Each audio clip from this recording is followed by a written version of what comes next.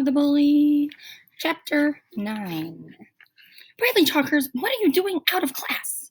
It was the teacher. Bradley didn't know her, but it seemed as though every teacher in the school knew him. I got a hall pass, he told her. Let me see it. He showed it to her. Mrs. Ebel gave it to me. Go ask her if you don't believe me. Where are you going? Library, he said, to get a book. Okay, but make sure you go straight to the library. No detours, Bradley. He had lied. He wasn't even allowed to check books out of the library. The door to the counselor's office was open, so he walked right in. I'm here, he announced. What do you want? Carla smiled warmly at him. Hello, Bradley, she said. I'm Carla Davis. It's a pleasure to see you today. She held out her hand. I've been looking forward to meeting you. He was amazed at how young and pretty she was. He had been expecting an ugly old hag. She had sky blue eyes and soft blonde hair. She wore a white shirt covered with different colored squiggly lines like some kid had squiggled on it. But as he stared at the shirt, he realized that it was made to look that way on purpose. Aren't you going to shake my hand? She asked. No, you're too ugly. He walked past her and sat down at the round table. She sat across from him. I appreciate your coming to see me, she said. I had to come. Mrs. Ebel made me. For whatever reason, I'm glad you came. I meant to go to the library, he explained. I came here by accident. Oh, I don't believe in accidents, said Carla. You don't believe in accidents? That was the craziest thing he'd ever heard. She shook her head. What about spilt milk? Do you like milk? Asked Carla. No, I hate it. So maybe you spill it on purpose, she said. You just think it's an accident. She smiled. He stared angrily down at the table. He felt like he'd been tricked. I don't drink milk, he said. I drink coffee. He glanced around the room. It was full of all kinds of interesting-looking objects. This place is a mess, he said. I know, Carla admitted. I like messy rooms. Clean rooms are boring and depressing. They remind me of hospitals. Don't you get in trouble? Why should I?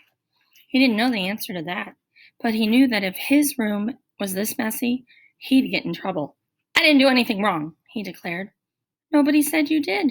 Well, then how come I have to be here? I was hoping you'd like it here, said Carla. I was hoping we could be friends. Do you think we can? No.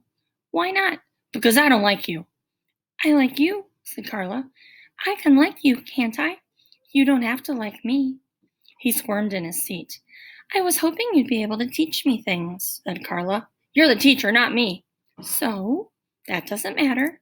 A teacher can often learn a lot more from a student than a student can learn from a teacher.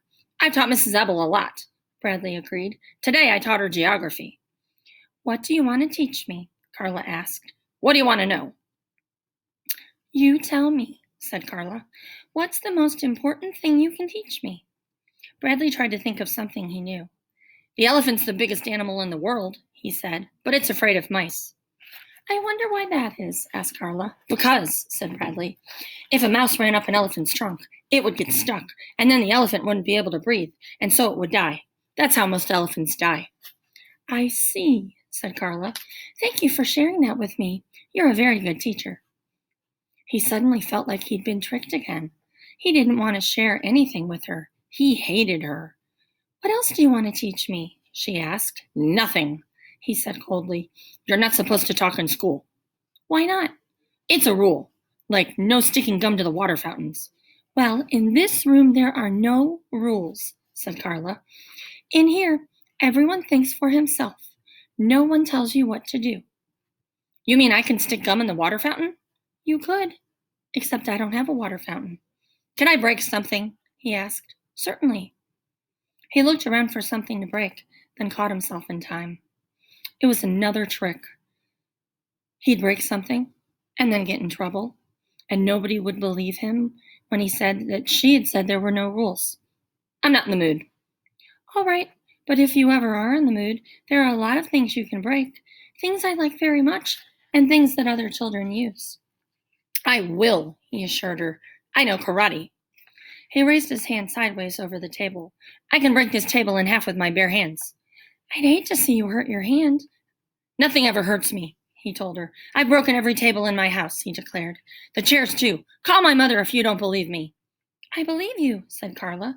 Why shouldn't I? You should. She did, too. For the rest of the meeting, no matter what he told her, she believed him. When he told her that his parents only fed him dog food, she asked him how it tasted. Delicious, he said. Meaty and sweet. I've always wanted to try it, said Carla.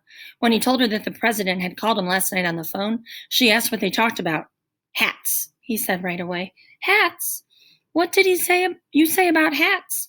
I asked him why he didn't wear a hat like Abraham Lincoln. And what did he say? Bradley thought a moment. I can't tell you. It's top secret.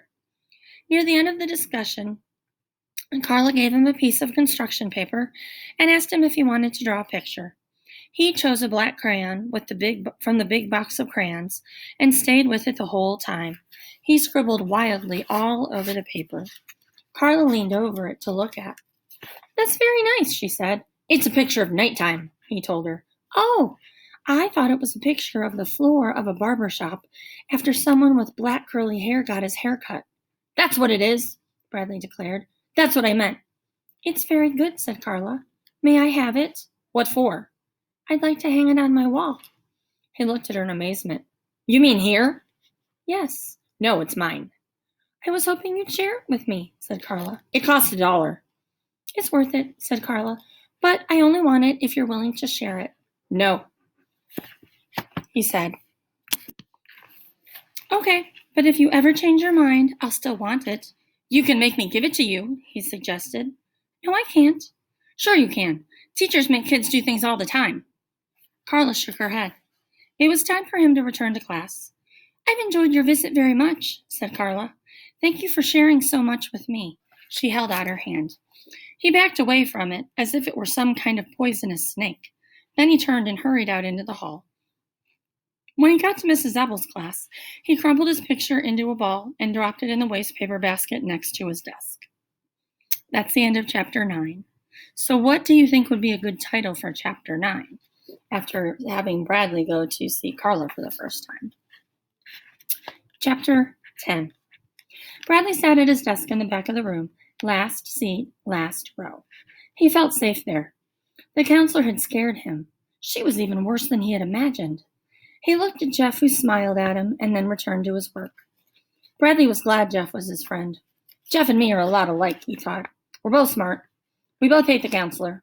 And we both like sneaking into girls' bathrooms. Actually, Bradley had never been inside a girl's bathroom. It was something he always wanted to do, but he'd never had the courage even to peek into one. But now that he and Jeff were friends, he hoped Jeff would take him inside one. He was dying to know what it was like. He imagined they were carpeted in gold, with pink wallpaper and red velvet toilet seats. He thought girl toilets would look nothing like boy toilets. They probably would be more like fountains with colored water. So, how'd you like Carla? Jeff asked him after school. They were walking along the sidewalk next to the school building carrying their raincoats. It was no longer raining. She's weird, he replied. She likes to eat dog food. Jeff made a face. Did she say that? Bradley nodded. She asked me why the president doesn't wear a hat. How am I supposed to know that? Jeff shrugged and said, I don't know. You don't like her, do you? Bradley asked. I hate her, said Bradley. Me too, said Jeff. I hate her. Bradley smiled his distorted smile. You want to go sneak inside the girls' bathroom? He asked. You mean now? Why not? Now's not a good time, said Jeff. Why not? Jeff thought a moment. There won't be any girls in there now, he said. They all go home to use their own bathrooms. You're right, Bradley agreed. Good thinking. We'll do it tomorrow during recess. Jeff smiled weakly. They walked around the corner of the building. Hello, Jeff, said Lori Weston. Hi, Jeff, said Melinda Birch. Hi, Jeff, Colleen said so quietly that the F couldn't be heard. They'd been waiting for him to come by. Somehow they found out his name. Hello, hi, Jeff said, blushing. Lori laughed. Then the three girls ran away. Stupid girls, said Bradley. Yeah, Jeff muttered. I hate them, said Bradley. Me too, said Jeff. Why'd you say hello to them? They said hello to me first, Jeff replied. So? Jeff shrugged. Whenever anybody says hello to me, I always say hello back. Why? I don't know. I can't help it. It's like when someone says thank you, don't you automatically say you're welcome? No. I do, said Jeff. He shrugged again. I guess it's like a reflex. Like when you go to the doctor and he taps your knee, you have to kick. You can't help it. It's the same thing. When someone says hello to me, I always have to say hello back. Bradley tried to make sense out of what Jeff said. I know what you can do, he suggested. The next time one of those girls says hello to you, kick her. And that's the end of chapter 10. What would you call that one? Chapter 11. A week later, they still hadn't gone into the girls' bathroom. Jeff always had a good reason why it wasn't the right time.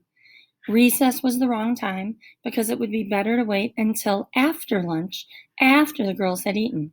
Lunch was no good because they hadn't had time to digest their food. Listening to Jeff, it would seem that the girls never had to go to the bathroom. But Bradley had never been happier. He was thrilled to have a friend. He was even beginning to like school. Jeff had 2 gold stars next to his name. Bradley felt proud when he looked at them, almost like he had earned them himself. What do you want to do? Jeff asked. Nothing, said Bradley. It was lunchtime. They had finished eating and were sitting out on the grass. Did the counselor say anything stupid today? Bradley asked. Jeff hesitated. He looked down at the ground, then boldly stated, I like her. Bradley was shocked. She said, I can like her even if you hate her, Jeff asserted. It doesn't mean you and I can't still be friends. We don't have to agree on everything. She said friendships are stronger when everyone has different opinions to share. You told her I hated her? Bradley asked. Jeff nodded. Good. Except she didn't believe me, said Jeff. She's weird, said Bradley. She never believes anything anyone says. I'm not going to see her anymore. She said you don't have to. I told her you wouldn't show up today, and she said that was okay. She said you don't have to do anything you don't want to do. Bradley turned and looked back toward the school, in the direction of the counselor's office. That's one of her tricks, he said. So what do you want to do? Jeff asked. Nothing. A basketball bounced away from the basketball court and rolled toward them. Jeff jumped up and grabbed it. Hey, fish nose! Over here! Called Robbie, a boy from their class. Kick it the other way, urged Bradley. Jeff threw the ball all the way on a fly to Robbie. You should have kicked it onto the roof, said Bradley. Maybe they'll let us play, said Jeff. Let's ask them. Bradley shook his head. No, I don't want to.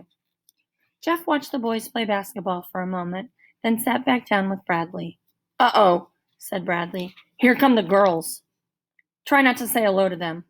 Hello, Jeff, said Lori. Hello, said Jeff. Hi, said Melinda. Hi, said Jeff. Hi, Jeff, whispered Colleen. Hi, whispered Jeff. Lori laughed as the 3 girls walked away. Jeff shrugged. I can't help it, he said sadly. Let's go beat them up, said Bradley. Then they won't say hello to you anymore. He started after them, but Jeff didn't follow. Come on, Bradley urged. Girls are easy to beat up. You just have to hit them once and then they cry and run away. Not now, said Jeff. Why not? Everyone will see us. We'll get in trouble. Bradley stopped. You're right, he agreed. We'll get him after school. I can't, said Jeff. I've got to go right home after school and do my homework. Bradley was beginning to get fed up. How come you're always doing your homework? He asked, hands on his hips. He said the word homework the other way people might say the word manure. Jeff shrugged. Do you like doing it? It's okay. I don't mind too much. Bradley kicked at the ground. Do you think if I did my homework, Mrs. Ebel might give me a gold star? He asked. I don't think she gives gold stars just for doing homework, said Jeff. But she might. Maybe I could do it sometime, said Bradley. Why don't you come over after school today? Jeff asked. We could do our homework together. Bradley's face twisted in anguish. Today? I don't think today's a good day to do homework. I can help you, Jeff started to say, then stopped. You can help me with the stuff I don't understand. All right, said Bradley. I'll do it. Good, said Jeff. First we'll beat up those girls, said Bradley. Then we'll go to your house and do our homework. That's the end of chapter 11. What would you call that chapter? Chapter 12. Just before the end of the lunch period, someone knocked very lightly on the door of the counselor's office. "Come in," said Carla. A girl timidly stepped inside. "Aren't you Miss Davis?" she asked. "Yes, but I prefer to be called Carla." "Do I have to tell you my name?" asked the girl. "No, not if you don't want to." "Colleen Marigold," said the girl. She sat down in one of the chairs around the round table and said, "I don't know who to invite to my birthday party." Carla remained standing. "See, there's this boy I want to invite," said Colleen. "Do I have to tell you his name?" "No, Jeff Fishkin." Carla smiled. "But if I invite Jeff, then I'll have to invite another boy, because I can't invite 7 girls and only 1 boy, can I? I don't, except Jeff has only 1 friend, and he's the most horrible, rotten boy in the whole school. I can't invite Bradley Chalkers to my birthday party. I just can't." She took a breath. "So what should I do?" "You want me to tell you whom to invite to your birthday party?" "Lori says you're good at solving problems." "Lori solves her own problems. I just help her think for herself." "But I don't know what to think," Colleen exclaimed. "I can't invite 7 girls and 1 boy, and I can't invite Bradley." "When's your birthday?" "November 13th. "Then you still have plenty of time," said Carla. "Let me give you a form for your parents to sign. Right now I'm not even allowed to talk to you without your parents' permission." "That's dumb." "No, it isn't," said Carla. "Some parents don't want strangers giving advice to their children." "But my parents won't care," said Colleen. "They said I can invite anybody I want to my birthday party." "That's not the point," said Carla. She handed her the form. Colleen reluctantly took it. "Can't you just whisper it to me?" she asked. Carla shook her head. Melinda and Lori were waiting for Colleen when she came out. "Who are you going to invite?" asked Melinda. "Not Bradley," said Lori. "Please, not Bradley." "I don't know yet," said Colleen. "She won't tell me until my parents sign the form." And that's the end of chapter 12. So, what would you name chapter 12? And that is all the time we have for Read Aloud today.